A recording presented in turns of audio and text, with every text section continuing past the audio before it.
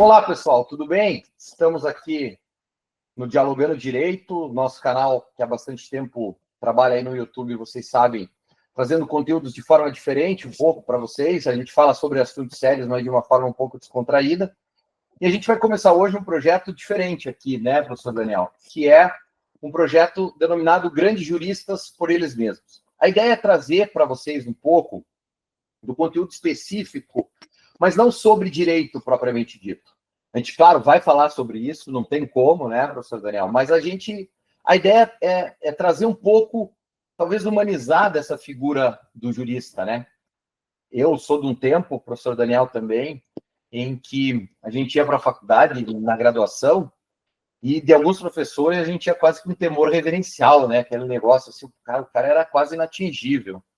E a ideia é trazer um pouco isso para que as pessoas possam conhecer a pessoa por trás do jurista, porque essa jornada que leva alguém a ser um jurista, a ser um autor famoso, renomado, a ser alguém com uma referência para os alunos, ela é um pouco diferente, porque ela inicia como todo mundo inicia. Só que os caminhos que nos levam a isso é que são diferentes. E eu acho que é legal conhecer isso. O professor Daniel foi escolhido para começar aqui, até por conta também de ter uma obra que, para mim, é referência quando você pensa nessa ideia, que é uma obra do professor Daniel, em que ele trata como ele escreve. E ela é sensacional, porque ela traz essa figura, ela traz essa ideia da humanização, de que por trás de um grande jurista tem sempre uma grande pessoa. Então, professor Daniel, quando eu fiz o convite para o professor Daniel, antes de tudo, é meu amigo e é uma das referências teóricas que eu tenho no estudo do processo civil, também foi por isso que o professor Daniel prontamente atendeu o convite. A gente aproveita que a gente está gravando hoje aqui, justamente na semana do 4º Congresso de Unidade e Coletivização do Direito, que é justamente em homenagem ao professor Daniel. Então, o professor Daniel gentilmente nos recebeu aqui no seu escritório em Porto Alegre e a gente está podendo conversar com isso. O professor Daniel dispensa apresentações e a ideia aqui nossa não é fazer grandes apresentações. Eu não vou trazer o currículo do professor Daniel e ler para vocês, até porque isso é demais.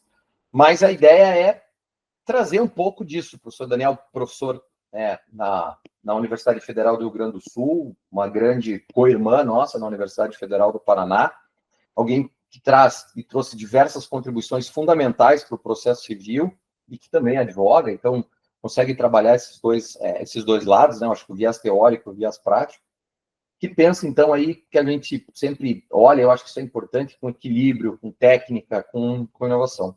Professor Daniel, é uma alegria imensa tê-lo aqui conosco e que você tenha aceitado o convite. Vou deixar aí um tempinho para você poder comentar aí, depois a gente pode começar mesmo com algumas linhas de caminhos aí para seguir.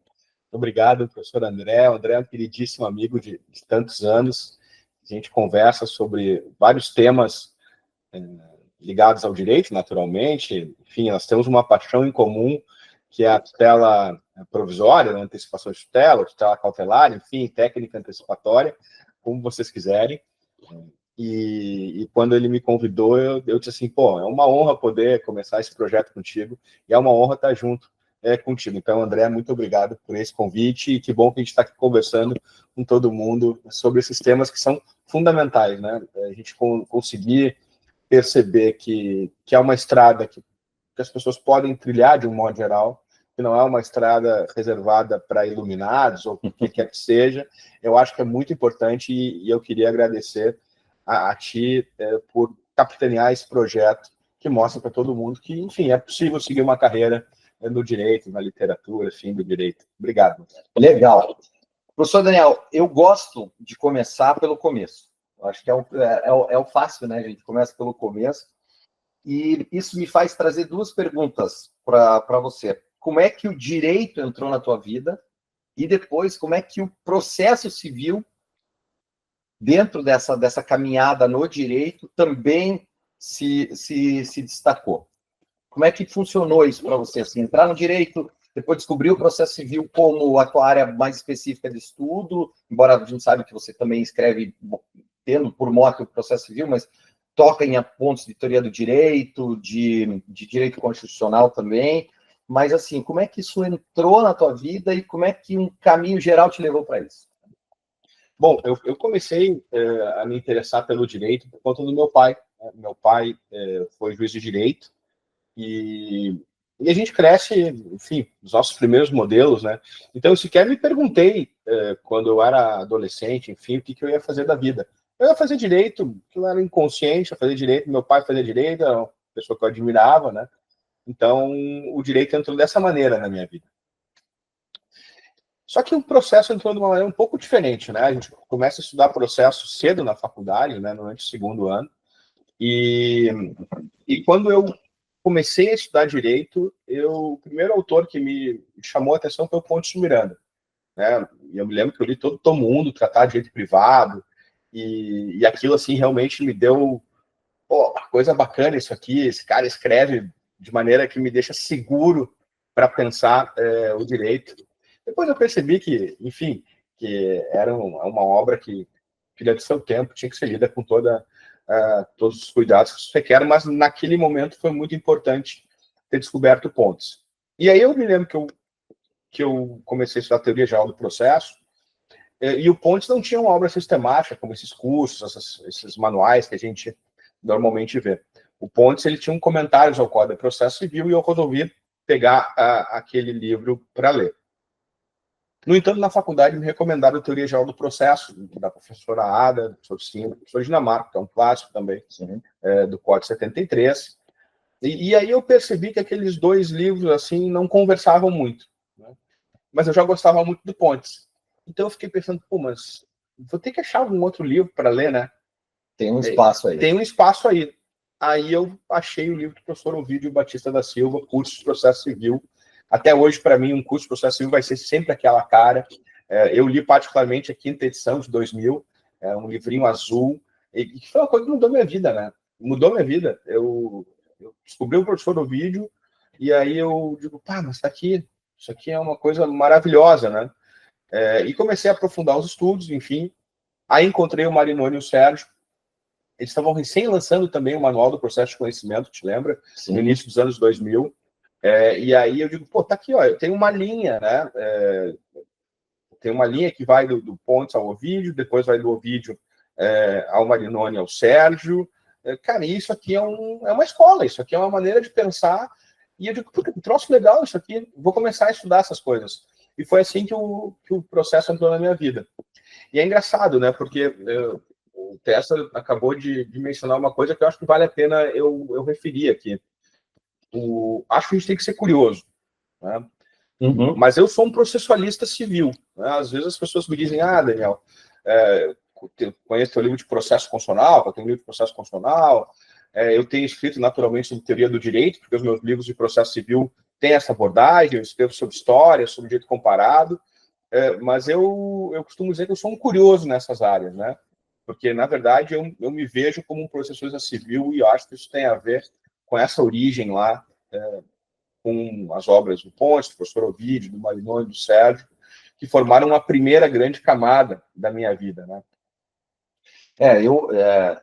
Eu acho assim, a gente já conversou bastante sobre isso, né? E não é sobre isso, mas há duas obras do professor Ovídio que são marcantes, assim, para quem quer entender, a gente que gosta de música, para quem quer entender a cozinha do processo civil, para quem quer entender o que tem por trás do processo em si, daquela toda a sistematização do código, para mim, eu acho que o jurisdição e execução no processo, né, na tradição romano-canônica, e o processo de ideologia. Esses dois, assim, né, quando a gente começa ali, e alguém me perguntar, professor, eu queria entender um pouco entender o processo para além do processo. Essas duas obras são indispensáveis.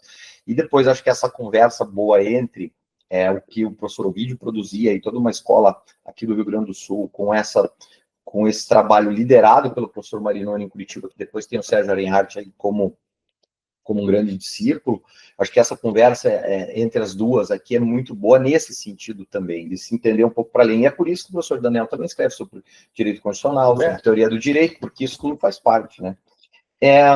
Daniel, você já comentou um pouco dessa tua formação, de como isso entrou na tua vida meio que ali na graduação. Mas e o teu processo de formação acadêmica?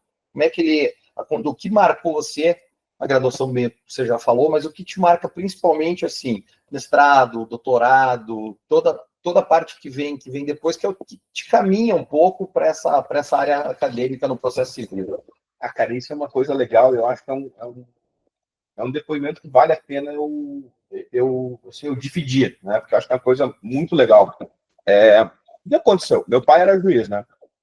Então, eu imaginava que eu ia fazer um concurso público, né? Ia estudar para concurso por um tempo, né? Um dia ia passar, enfim.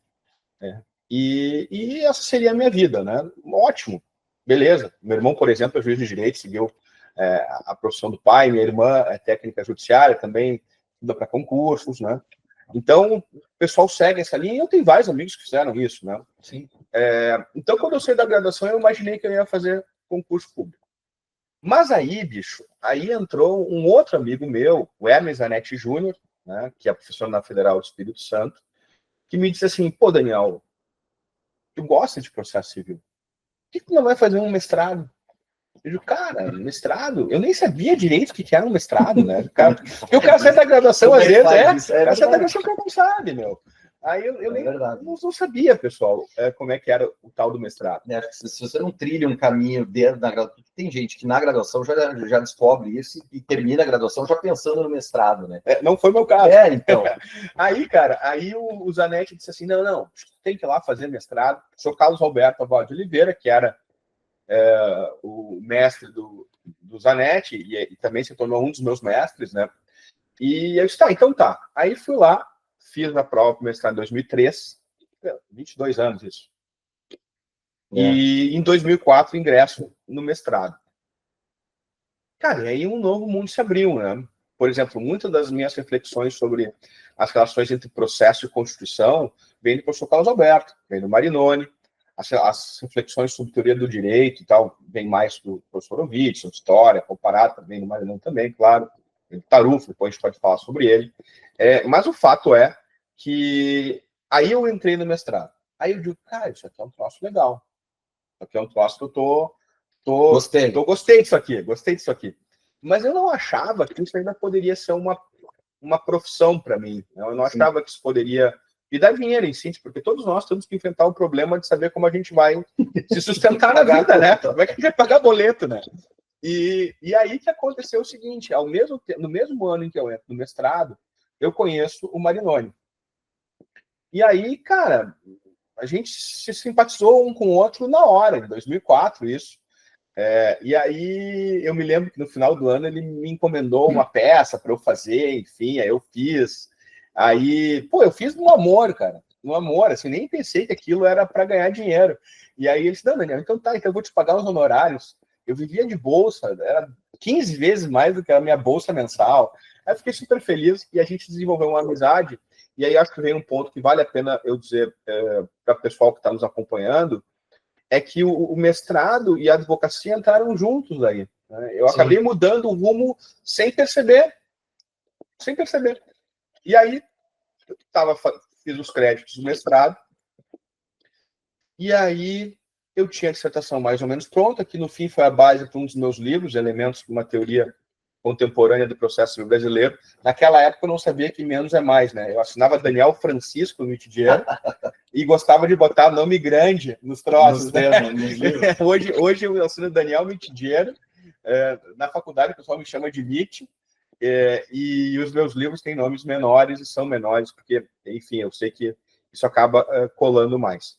Mas o fato é que eu terminei os meus créditos do mestrado, apresentei um esboço de dissertação, mas como eu já estava com tudo pronto, o professor Carlos Alberto sugeriu, pô, quem sabe então tu não converte o mestrado e doutorado, mas tu tem que fazer uma tese, aí esse teu trabalho não serve, né?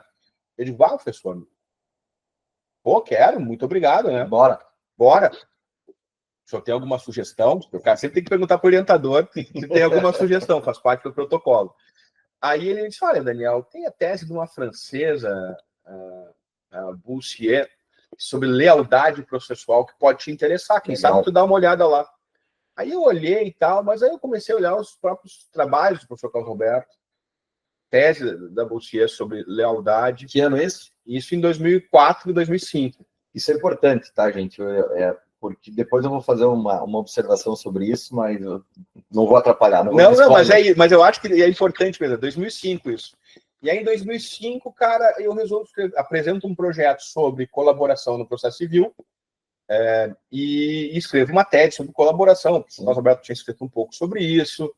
Tinha um ensaio do Barbosa Moreira, tinha um ensaio da ADA, da década de 80, mas, enfim, era um tema que não tinha ainda decolado. O Carlos Alberto tinha escrito isso em 90 também, um pouco no início dos 2000.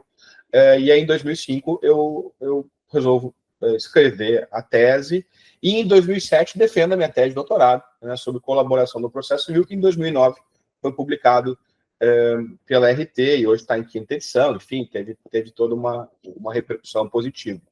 Mas foi assim que a vida acadêmica, né, ela acabou se solidificando dessa hora. Eu tive muita sorte, eu encontrei um grande mestre na academia, o professor Carlos Alberto, que apostou em mim, porque eu acho que também tem isso, a gente tem que olhar e ver as pessoas que vão te ajudando, né? Lá no início, o professor Ovidio, eu tenho um e-mail que até hoje eu guardo, o professor Ovidio, que ele mandou, está impresso aqui no escritório. Legal. Depois eu encontrei o professor Carlos Alberto, depois o Marinoni, essas pessoas todas foram se juntando e fizeram com que eu tivesse condições de, nesse momento inicial, que é um momento difícil, né, de se estabelecer, de fazer o que fazer. A gente tem que encontrar as nossas bases, né, a nossa fundação, né? Isso. Foram pessoas que me ajudaram a trilhar esse caminho acadêmico e profissional lá no início, né, mais de 20 anos. Enfim. Sou muito grato a eles e, enfim, mostra um pouco também que essa coisa da gente ficar fazendo planos, Deus joga dados, né? Para quem, enfim, enquanto o homem faz planos, Deus joga dados, né? A gente não leva por caminhos diferentes. E por que eu falei desse 2005, né? O Código de Processo Civil lá em 2015, só em 2015, vai reconhecer a colaboração como um modelo processual a ser seguido, estabelecendo, inclusive, isso como norma fundamental, colaboração e cooperação. Então, quando a gente fala de pensamento livre e de pensamento estruturante, a gente está falando disso.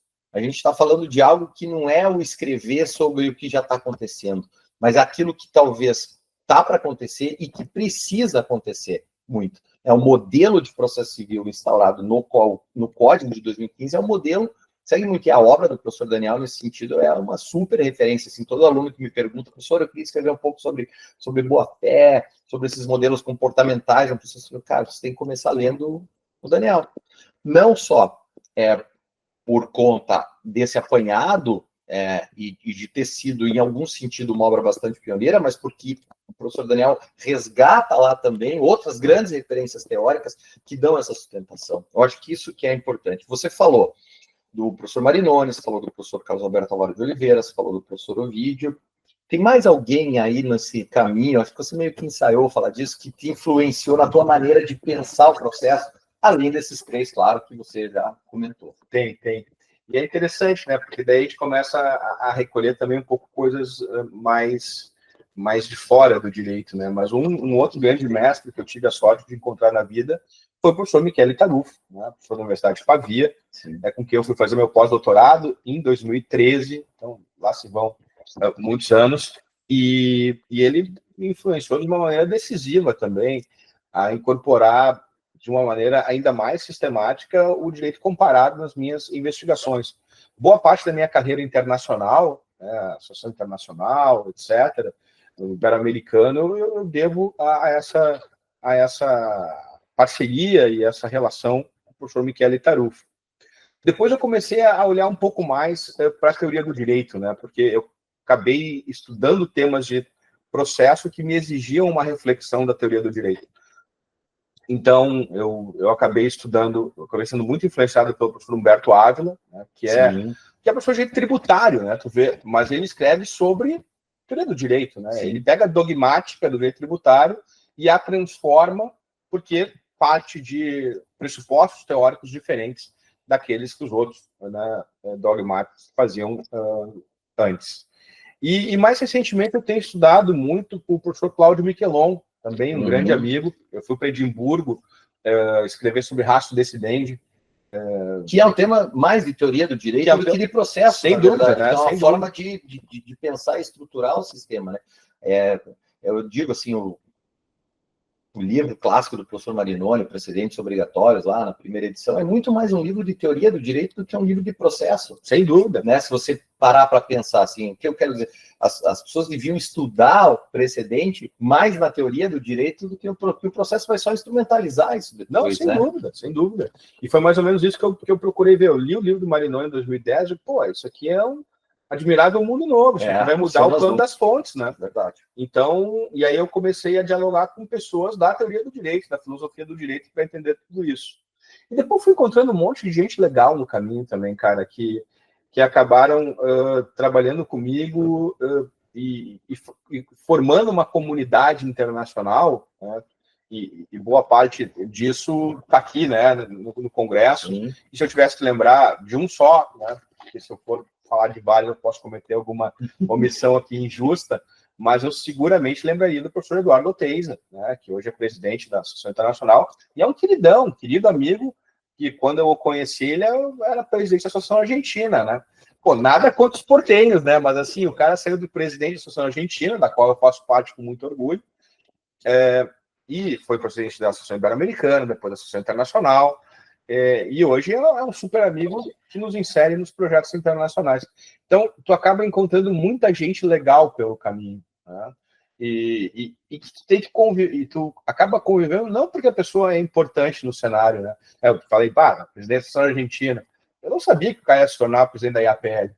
Sim, mas eu gostava dele porque eu admirava como um teórico, né, e como uma pessoa. Gosta das ideias. Assim como foi com todos os outros. Então, eu acho que também tem isso e vale a pena a gente dividir com a turma, né?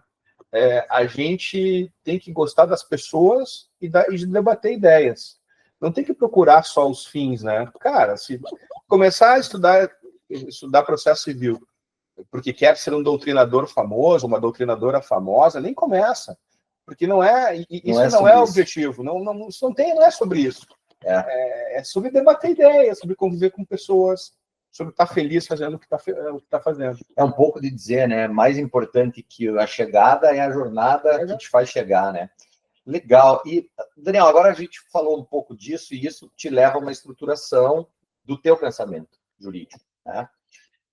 Quando a gente olha para a tua bibliografia, e ela é bastante extensa já, né? Você comentou aqui, você entra nessa carreira lá no começo dos anos 2000, então é uma carreira de 20 anos, né? Um pouco mais, um pouco menos, ou seja, é uma carreira bastante profícua em termos acadêmicos, se você pensar nessa distribuição de obras e referências, enfim, durante o tempo. Mas quais são aquelas que você gosta mais, sob o ponto de vista, pode ser de como ela foi escrita, ou de como ela representa um pouco, de uma forma geral, o teu pensamento. Eu tenho as minhas favoritas, mas eu não vou induzir o pensamento do professor Daniel. Teve alguma que puxa, essa aqui eu achei que não ia dar tanta visibilidade e ela explodiu. Tem alguma que, putz, essa aqui não é muito conhecida, não é um best-seller, mas eu gosto muito, enfim. Como é que é isso? Legal. Bom, aí acho que eu tenho que dividir um pouquinho tem que categorizar as coisas, né? Como todo processualista jurista, a gente tem que pôr as coisas na sua gaveta, tem que categorizar, porque assim, por exemplo, eu gosto muito aí no plano geral, né? No plano geral, eu escrevi um curso com o professor Carlos Alberto no Código 73, gostei muito da experiência. Depois, quando veio o Código 2015, eu me inseri no curso do Marinoni e do Sérgio, que foi uma experiência maravilhosa, então eu gosto muito, tenho muito orgulho desses dois cursos e desse curso em particular. Depois, a gente também escreveu um código de processo civil comentado, o Marinoni e eu, sobre 73, depois o Sérgio entrou com a gente no de 2015, e a gente tem realmente uma obra conjunta, porque todo mundo pensa o curso, o código juntos, o manual do processo civil. Todas essas são obras que a gente coloca como obras gerais voltadas a um público profissional, o código, e um público de formação, né? Sim. Quer graduação, quer mestrado, quer doutorado, mas que está preocupado em fazer construções científicas. E nessa linha eu acabei escrevendo um livro sozinho, que é meio que uma introdução também ao curso, que é o Processo Civil, que é um panorama geral à introdução do processo civil, e que, de certo modo, diz assim, olha, pessoal, isso aqui é o começo da história, depois tu vai aprofundar lá no curso, né, que é um livro maior. Se você me der uma nota de rodapé, eu costumo dizer o seguinte, eu digo isso para os meus alunos para quando me perguntam. Professor, eu não sou muito fã de processo civil, mas eu queria estudar esse negócio. Então você tem que pegar o livro do professor Daniel, porque a gente às vezes não gosta das coisas, e é normal isso. Você tem que pegar esse processo civil. Se você ler o processo civil do professor Daniel e não gostar, aí, você não vai gostar de processo mesmo de jeito nenhum. Então, esse livro, para mim, assim, ele é a porta de entrada para esse pensamento, assim, até por conta da forma com a qual você trabalhou ele, né? Mas, enfim, desculpa, já mas a nota de rodapé é super bem-vinda, porque, no fundo, é isso. Eu procurei escrever um livro em primeira pessoa, eu escrevi na pandemia, né, esse livro, porque eu estava sentindo falta de dar aula. Então, esse livro aparece nesse contexto. Uma forma de interagir sem ter ninguém do outro lado. Exatamente. Legal. E, ao mesmo tempo, procurar colocar o essencial lá, é por isso que o Mondrian está na capa, tem essa ligação, e remeter para a nota de rodapé, e aí sim bibliografia pesada, as monografias que têm que ser lidas. Mas, assim, tirando essas obras gerais, tá, eu acho que eu posso, hoje, dividir a minha produção em três grandes prateleiras, né? Tem uma prateleira dos estudos dogmáticos de processo raiz, que eu costumo dizer, em que tu vai encontrar a colaboração no processo civil, que é de 2009, a primeira edição. Tu vai encontrar uma antecipação da tutela, que é de 2012, a primeira edição. E são livros de temas de dogmática de processo civil raiz, pura. Depois tu vai encontrar lá a ação rescisória, que eu escrevi com o Marinoni em 2017. Tu vai encontrar o recurso especial, o recurso extraordinário, que a gente escreveu juntos em 2019, e são livros que lidam com problemas da dogmática processual civil. Depois teve a tradução que eu fiz lá do Justiça Civil da Itália ao Brasil com o Tarufo, e que eu fiz também a comparação com o Brasil. Depois tem a tradução que eu fiz do Justiça Civil na América, do Hazard do Tarufo, que eu fiz a mesma coisa, traduzi e fiz comparação e atualizei. Esses livros todos entram dentro dessa onda dogmática, vamos colocar assim. Estudar o processo civil como processo. Depois eu comecei a estudar, e essa é uma segunda prateleira, e aí, parênteses, né? Nessa primeira prateleira, agora eu estou voltando um pouquinho para ela, eu estou escrevendo um livro sobre best evidence e prova, né, e ônus da prova, que é um tema dogmático de processo civil. Então, fecho parênteses. Depois tem uma segunda prateleira que começa com o Cortes Supremas, de 2013. E aí é um projeto que eu venho desenvolvendo para tentar entender, desde o ponto de vista da teoria do direito e do direito constitucional, a necessidade de nós transformarmos a justiça civil brasileira e o plano das fontes. E aí tem o livro de Corte Suprema de 2013, aí tem o livro de precedentes de 2016, aí tu tem o livro de reclamação em 2020, reclamação é um baita problema que a gente tem, e acho que a gente só consegue resolver quando olha para o direito constitucional e para a teoria do direito. Depois tem o livro de superação para frente do precedente e modulação de efeitos, que é o mesmo problema do reclamação, que é a indevida assimilação das categorias do direito constitucional e do processo constitucional. E tu tem, finalmente, o livro sobre ratio descendente e obter dictum. Né? E esses livros todos fazem uma outra prateleira. E eu gosto muito, e aí pegando, né, a pergunta específica, eu gosto muito do Ratio. E o Ratio foi um livro que eu pensei que, enfim, um livro bem teórico, mas com uma pegada prática evidente, mas um livro carregado de teoria, né? Em tese com público-alvo reduzido, né? Tese com público-alvo muito reduzido. E ele estourou. É um best-seller absoluto da RT, né? Então, foi um livro que realmente me surpreendeu muito, embora eu adore o livro, mas me surpreendeu. E daí tem, por fim, um terceiro grupo de livros, uma terceira prateleira, que é composto pelo Como Escrevo, que você mencionou no início, que é um livro em que eu falo das mesmas, como eu comecei a escrever, como eu encontrei os meus temas, que eu, de certo modo, divido a minha rotina de escritor com a turma, e agora o que eu lancei mais recentemente, Porque Ler os Clássicos, minha biblioteca de processo civil, que tem a mesma pegada, são livros que têm ilustrações, né? São livros em que eu procuro depor sobre a minha vida de escritor e de leitor de obras de processo civil. A gente que é de uma geração, você vai lembrar disso, existia uma coleção de literatura, que era uma literatura meio infanto-juvenil, que era uma coleção que chamava Para Gostar de Ler. Você lembra disso? Claro que eu lembro. E eu digo que essas obras do professor Daniel, o próprio processo civil lá e esses outros dois que você acabou de mencionar, eles são obras para gostar de ler o processo, eu acho.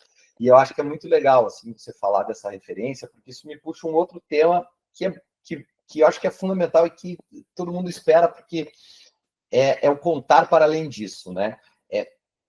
Como funciona o teu processo de produção? Como é que é o teu processo de decidir sobre o que escrever? Como nascem os livros? Como é que você senta? Qual é o teu método? Se você fosse resumir um pouco assim, cara, como eu escrevo? Não é assim, não é dando um spoiler, um resumo do livro, eu sei que isso já tem, mas assim, como é que é o processo de escolha de um tema? Eu sei que às vezes isso é meio aleatório, né? E passa, como você falou, a gente não planeja, mas às vezes planeja. Como é que funciona isso? Não, vamos lá. Eu acho que essa também é uma pergunta muito interessante, né? Porque tem muitos temas, né? Por que a gente pode escrever sobre as coisas que a gente escreveu, né? Por que a gente não escreve sobre coisas? Por que a gente não escreve sobre outras coisas, né? É tão importante quanto lembrar é esquecer, né? Dizer Humberto Eco. Então, tão importante quanto escrever é não escrever sobre alguns assuntos. E sobre isso eu me lembro que eu estava com o Tarufo uma vez lá em Pavia, em 2013, nesse período a gente trabalhava no mesmo escritório, que era o escritório dele na universidade, e aí chegou uma tese para ele ler desse tamanho, né, para um concurso de professor lá na Itália, que é um pouco diferente a seleção, e aí ele me diz assim, Daniel, olha o título desse trabalho. Esse trabalho, esse tema, não merece mais do que 10 páginas. E esse estúpido escreveu 300 páginas sobre um tema que não merece 10 páginas. Só por isso, eu já sei que ele não merece ser professor. Então, assim, eu acho que isso realmente é uma pergunta muito importante. Mas os meus livros são diálogos, né? Diálogos com os meus mestres e pegadas a partir de temas dos meus mestres, né? Então, o meu colaboração é um diálogo evidente com o professor Carlos Alberto, né? O professor Carlos Alberto, quando escreveu sobre colaboração, ele não propôs um modelo cooperativo. Ele falava em princípio da colaboração, a visão cooperativa de processo, destacava o papel do contraditório como dever de diálogo, mas enfim, mas isso não estava estruturado. Então, aí eu peguei isso e digo, não, vamos conversar. Então, colaboração, por exemplo, foi um diálogo que eu fiz com o professor Carlos Alberto. Se der um passo, tu vai ver uma antecipação da tutela. A antecipação da tutela é um evidente diálogo com Marinoni e com Ovidio. Evidente. Porque os livros do Marinoni são um diálogo com o professor Ovidio, né? E aí eu olhei para os dois e digo, não, mas eu acho que eu tenho coisas a contribuir nesse debate aqui. Sim. Coisas que eu acho que a gente pode, né, desenvolver. Então, mesma coisa. E o Cortes Supremas é um diálogo que se estabeleceu com o professor Michele Tarufo, mas porque eu fui, assim, acordado para o tema das cortes a partir do precedente do Marinoni. Tanto é que depois vem o precedente em 2016, que é um diálogo que não só com o professor Tarufo, evidente, que influenciou o Cortes, mas é um diálogo com o Marinoni, com o Zanetti, que tinha escrito em 2015 também sobre o valor vinculante. É interessante, porque o Zanetti escreve a partir de um diálogo que ele teve com o Ferraioli, aí eu escrevo a partir de um diálogo meu com o Marinoni e com o Tarufo, e isso acaba depois desencadeando vários outros livros, né? E a ponto depois de eu chegar em problemas que a minha visão sobre cortes me colocaram, que foi o problema da reclamação, em que eu acabo dando soluções diferentes das soluções que a doutrina, de um modo geral, dá, e que o Marinoni dá em particular. Mesma coisa, superação e modulação, a gente acaba dando um encaminhamento um pouco diferente. E aí o Rácio e o Idiópter são livros que eu realmente percebi que havia uma lacuna e que eu precisava aprofundar esses temas para tentar contribuir com a operacionalização do sistema, né? Então, veja que um livro foi puxando o outro, né?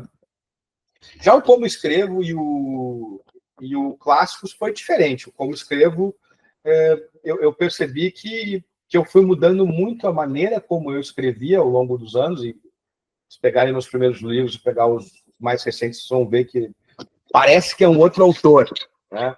E eu digo, cara, acho que eu vou dividir isso para as pessoas também entenderem que ninguém nasce pronto, né? Que a gente precisa desenvolver e tocar a bola para frente.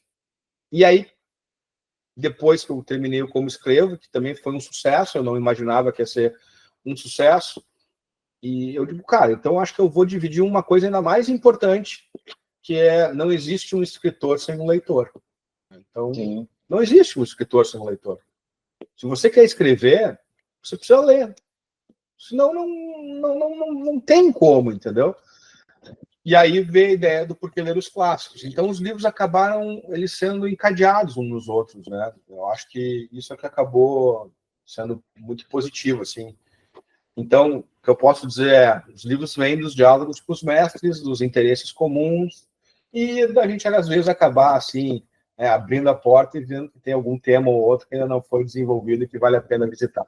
Como é que é a tua rotina para escrever, Daniel? Essas pessoas não sabem, né? E cada um tem a sua.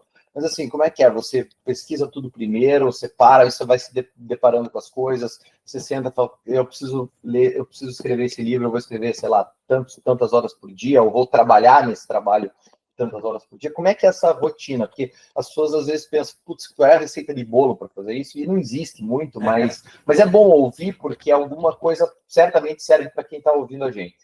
Eu acho que assim, a primeira coisa que é fundamental é as pessoas perceberem que se a gente escrever uma página por dia, no final do ano a gente tem 360 e poucas páginas, o livro de 360 e poucas páginas. Isso é verdade. Não que a gente vai escrever uma página por dia, mas o que eu quero dizer é que se tu estiver envolvido com o teu livro, com o teu trabalho, todos os dias, no final do ano provavelmente tu vai ter um livro. E é isso que eu estou fazendo. Então é isso que eu faço. Mas agora, eu acordo de manhã cedo, se eu não dou aula, eu dou aula segundas, quintas e sextas de manhã. Às vezes eu consigo acordar bem mais cedo da minha aula, tipo 5 da manhã, e consigo escrever de manhã antes da aula. Mas, de modo geral, eu acordo às 6. Aí não sobra muito tempo para escrever antes da aula. Mas eu vou dar aula, normal, de tarde venho para o escritório, de noite chego em casa, estudo um pouquinho, né? E lá pelas 7h30, 8 horas, paro o meu trabalho. Mas quando eu não dou aula de manhã, que é terça, quarta, sábado e domingo, nesses dias eu escrevo de manhã. E aí eu passo a manhã inteira praticamente escrevendo. Escrevendo, estudando, e isso funciona bem. Claro, às vezes eu tenho que viajar para Brasília, porque eu viajo muito para Brasília, e aí eu vou na segunda noite e volto na quarta noite.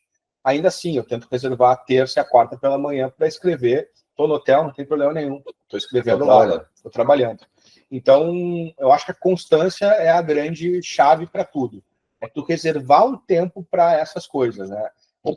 Portanto, é tu ver que isso é relevante para tua vida, que isso te faz feliz. E, portanto, tu tem que investir. Não tem. Eu acho que você tocou em 2 pontos, né? A constância e a disciplina, né? Porque é isso que você falou. Às vezes eu estou em Brasília, eu estou lá, viajei, estou cansado, mas eu preciso trabalhar um pouco nisso, porque tem... E às vezes é aquela coisa que está incomodando a gente, e se a gente não botar no papel, ela no outro dia ela vai para a nuvem e se perde, né? Mas... Não, e aliás, antes da gente passar para a página, eu acho que só um outro ponto importante. Mesmo quando eu estou viajando, cara, assim, quando eu estou de férias com a Bezinha, o que acontece? Às vezes tu tem tempos mortos, né, da viagem. Tem. Pô, tu tá de manhã cedo, tu já tomou banho. Aí a patroa tá lá, vai tomar banho e vai se arrumar um pouquinho. Por menos que ela vá se arrumar, isso é meia hora, cara. Essa meia hora, se tu levou teu notebook, levou um livro que tá te ajudando a estruturar teu pensamento, com quem tu dialoga, tu já tem aí um tempinho de estudo, cara. E meia hora por dia é muito.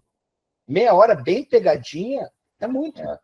Então, acho que é uma coisa que vale a pena realmente pensar. Mesmo nas férias, vale a pena tu manter, né, a constância.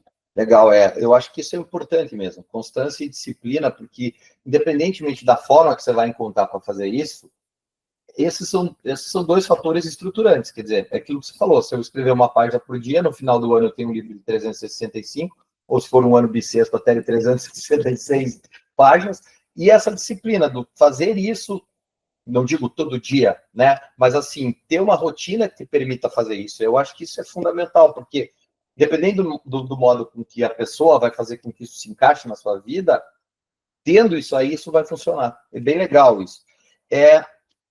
Eu queria olhar para frente. E olhar para frente é um pouco olhar para hoje também. O que você enxerga hoje como grandes temas do processo civil?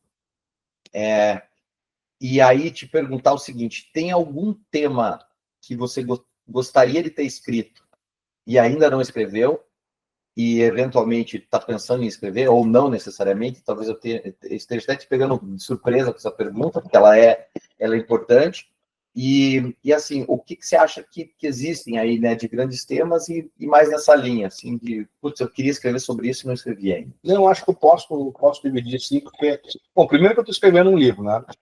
Segundo, porque esse livro apareceu incidentalmente a um outro livro. E qual era o meu projeto ano passado, né? Eu já escrevi sobre Cortes Supremas, né? E quando eu escrevi sobre Cortes Supremas, a minha proposta era bastante simples. Nós tínhamos uma corte de vértice que ela funcionava como uma corte de controle e que tinha por efeito uniformizar a jurisprudência. Isso, historicamente, era assim. E a minha proposta era que nós precisávamos fazer com que o Supremo, o STJ, o TST, passassem dessa condição de cortes de controle e de jurisprudência, o modelo que eu chamei de corte superior, para um modelo de cortes de interpretação e de precedentes, de unidade do direito mediante precedentes. Reconhecer essa identidade e se comportar como tal, né? Exatamente. É o modelo de Cortes Supremas. Então, o sistema jurídico brasileiro deveria caminhar no sentido da consolidação do modelo de Cortes Supremas. Isso em 2013. E aí comecei a trabalhar vários instrumentos ligados a esse campo, né? Recurso ordinário, a ação rescisória, a ratio decidendi, a reclamação, o obter dictum. Então, são temas aqui mais ou menos reconhecidos dentro dessa linha. Esgotei o tema quando eu cheguei no obter dictum, né? Então, eu digo, pô, mas sobre o que eu vou escrever agora? O meu plano era escrever sobre cortes de justiça. Eu também acho que existe um espaço para transformar o papel dos tribunais de justiça, tribunais regionais federais e tribunais regionais do trabalho. Eu acho que nós estamos vivendo um momento em que nós precisamos transformar o papel dessas cortes e a relação que essas cortes têm com os juízos de primeiro grau. Então, é um tema que está na minha mesa, vamos colocar assim. E eu comecei a estudar esse tema, comecei a revisar vários autores, várias autoras, experiências comparadas sobre esses temas, e já tinha até dito para a RT que eu ia entregar um livro sobre isso em 2025. Eis que, né, encontro no meio desses meus estudos, porque um dos temas centrais para esse estudo é a prova. Né? Uma corte de justiça, ao contrário de uma corte suprema, tem por função precípua viabilizar uma decisão justa, uma decisão conforme ao direito e conforme uma reconstrução verdadeira dos fatos, mediante a prova. Então, eu acabei deparando com um tema que ainda não foi enfrentado no Brasil, que é a best evidence. Né? Então, o que significa quando uma prova é melhor que a outra? Né? E como eu vinha de um estudo sobre o ônus da prova, um ensaio que eu escrevi sobre o ônus da prova, eu digo, cara, tá aí, eu acho que dá para casar esses dois temas. Aí eu deixei um pouquinho de lado esse livro de Cortes de Justiça, que eu vou retomar quando eu terminar esse outro livro que eu estou escrevendo sobre Best Evidence e ônus da prova. É um livro que já tá com uma pesquisa bem adiantada, eu já li bons autores que estão me permitindo tocar a bola para frente, e eu acho que esse ano eu termino esse livro e retomo em 2026. Mas eu acho que esses temas são temas interessantes, né? Que valem a pena a gente estudar. É um livro que, no final das contas, também é sobre valoração, né? E se é sobre valoração, é também sobre como fundamentar essa valoração, eu imagino. E, portanto, lá na frente já é um livro que te abre outras portas, né? Já é um livro que te abre outros caminhos, muito próximo da teoria do direito também, mas sem descuidar desse eixo central que é o processo civil a partir disso. Legal. Eu ia te fazer justamente uma pergunta que a gente pode esperar do processo civil para frente, mas é mais ou menos isso, né? Eu queria que a gente terminasse, Daniel, agradecendo já imensamente aí a tua gentileza de sempre, mas eu queria que a gente terminasse com uma reflexão tua assim, mais ou menos uma dica, um conselho para quem está pensando em começar ou já está começando essa vida acadêmica, que também é uma dica, um conselho para nós aí que já estamos em algum caminho da jornada, porque no momento em que você para de pensar e refletir, você está parado no tempo, então tá sempre pensando é importante e olhando para as suas referências, isso é fundamental. Mas se o Daniel de hoje pudesse conversar com o Daniel, que estava entrando lá na faculdade de Direito, pensando em ser juiz, etc., o que você acha que o Daniel de hoje deveria dizer para aquele Daniel lá que estava começando lá na graduação, né? Olhando, claro, sob esse prisma. É claro que o Daniel de hoje tem muita coisa para dizer para aquele Daniel de lá, mas olhando o eixo assim, central da nossa conversa, o que você acha que o Daniel de lá precisaria saber que o Daniel de hoje já sabe? Uma boa pergunta, mas eu acho que a pergunta central, a resposta para essa pergunta, o ritmo, né, central da resposta é estuda, continua estudando, estuda mais um pouco. Quando você achar que estuda demais, estuda mais um pouco, tu vai perceber que tem muita estrada pela frente. Eu nunca esqueci que naquele e-mail, o professor Ovidio, que ele me mandou há mais de 20 anos atrás, ele termina dizendo o seguinte, que o direito é um desafio jamais superado. Se o direito é um desafio jamais superado, então a única conduta, o único comportamento, a única pauta que a gente pode ter para nós é o seguinte, é seguir estudando e acreditando que com o direito a gente pode fazer a diferença, nem que seja no nosso pequeno jardim. Acho que é isso. Legal, eu acho fundamental assim, essa percepção, porque ela te dá uma percepção de que, e eu acho que isso é importante perceber, de que essa é uma jornada que não termina, né? Essa é uma jornada que não termina mesmo quando a gente não está mais aqui, porque você falou de várias referências para você e que você, ao trabalhar, ao dialogar com essas referências, você está perpetuando essas ideias e essas conversas, significa que essas referências, que ainda hoje não estejam aqui, professor Ovidio, professor Carlos Alberto Carvalho de Oliveira, professor Michele Tarufo, eles continuam aqui. Então, ela é uma jornada que não termina, nem quando a gente não está mais aqui, né? Assim como também com a própria primeira referência no direito que você contou para nós, que foi teu pai, enfim, essas coisas nunca acabam, né? E isso é bom. Então, eu acho que esse é um sinal importante para quem está querendo começar. A hora que é a estrada de tijolinhos dourados, a hora que você botar o pé aqui, meu amigo, isso não vai terminar, e é legal, e é importante que não termine, e é bom você ter essa consciência.